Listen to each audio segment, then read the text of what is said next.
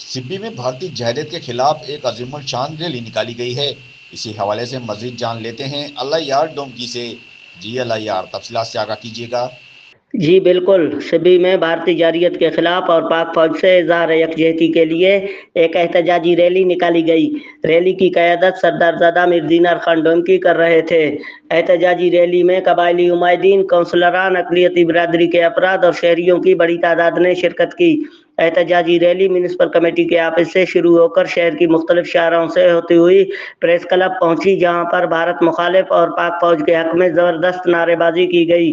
احتجاجی ریلی سے سردار زادہ میر دینار خان ڈومکی اور دیگر مقررین نے خطاب کرتے ہوئے کہا کہ پاکستانی قوم اپنی فوج کی شانہ بشانہ کھڑے ہیں اور ہماری افواج دشمن کو منہ توڑ جواب دینے کی مکمل صلاحیت رکھتی ہے۔